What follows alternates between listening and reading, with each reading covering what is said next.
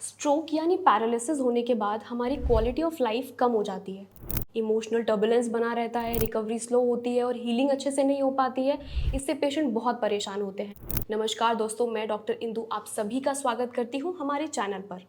आज हम बात करेंगे कुछ ऐसे फॉर्मेटिव मेथड्स की जो हमारी रिकवरी में बहुत हेल्प करता है।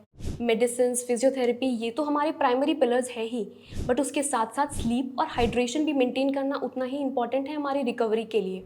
चलिए पहले डिस्कस कर लेते हैं कि हमारे लिए नींद लेना उतना इम्पॉर्टेंट क्यों है और रिकवरी के लिए वो क्या हेल्प कर सकता है। अगर उतना ऑप्टिमम अमाउंट नहीं मिलेगा तो उससे हमको क्या क्या रिस्क फैक्टर्स हो सकते हैं वो डिस्कस कर लेते हैं।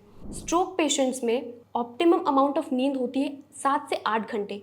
उतना लेना चाहिए जो हमारी ब्रेन हीलिंग को बढ़ाने के साथ साथ नए न्यूरल पाथवेज और न्यूरल कनेक्शंस बनाने के काम आता है, जिसे हम न्यूरोप्लास्टिसिटी बोलते हैं। इसके अलावा अच्छी नींद हमेशा मूड एनलाइटन करने के काम आती है। अगर हमारा मूड हमेशा अच्छा रहेगा, थोड़ा सा ब्राइटन अप रहेगा, तो हमारे रिहैबिलिटेटिव प्रोसेस में भी वो हेल्प करेगा, जिससे हमारी इंडिपेंडेंस बढ़ी रहेगी और हम फिजिकल एक्टिविटी ईजिली कर पाएंगे। अच्छी नींद लेना आपकी इमोशनल और मेंटल स्टेबिलिटी के लिए भी उतना ही इंपॉर्टेंट है। अगर हम कम अमाउंट ऑफ नींद लेते हैं तो वो हमेशा फ्रस्ट्रेशन, एग्रेशन बढ़ाता है, जिससे हम रिकवरी को कम करते हैं और हमारी हीलिंग नहीं हो पाती है। वो पेशेंट्स जो नींद कम लेते हैं उनमें रिस्क होता है डिप्रेशन या एंजाइटी की तरफ पेशेंट जाता है। फिजिकल रिहैब के लिए उतना एंथुजियास्टिक नहीं होता है, उतना एनर्जेटिक नहीं होता है, जिससे रिकवरी स्लो होती है। नींद कम होने की वजह से ब्रेन हीलिंग के लिए टाइम नहीं होता है और ब्रेन हीलिंग उतना अच्छे से और फासन तरीके से नहीं हो पाता है। तो अच्छे से नींद लीजिए।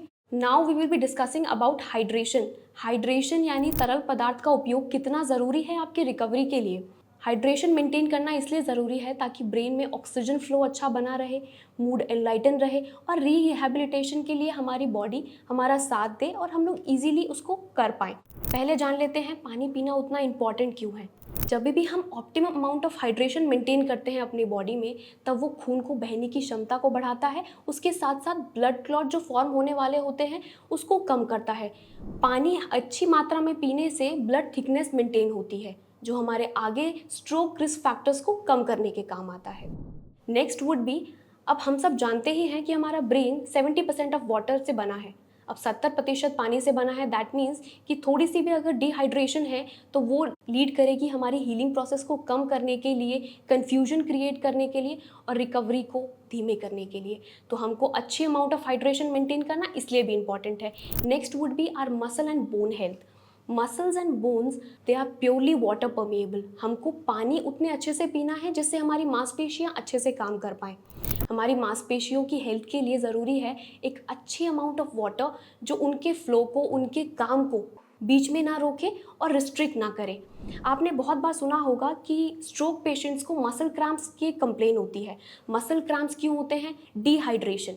इसलिए कम से कम दिन में 1.5 से 2.5 लीटर पानी आप लोगों को पीना ज़रूरी है। वो पेशेंट जिनमें स्वॉलोइंग यानी निगलने में प्रॉब्लम होती है, उनके लिए थिकन लिक्विड्स एडवाइजेबल होते हैं। ये कोई भी मेडिकल एडवाइस के बाद ही आप लोग शुरू करें।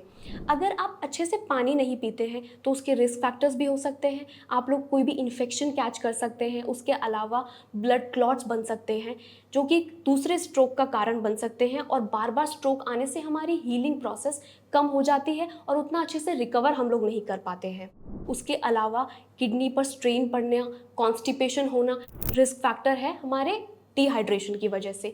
तो दोस्तों, जैसे आप लोगों को पता है कि मेडिसिन, फिजियोथेरेपी के अलावा भी हमारे पास ऐसे फंडामेंटल पिलर्स हैं जो हमारी रिकवरी में हेल्प करेंगे, वो है स्लीप और हाइड्रेशन।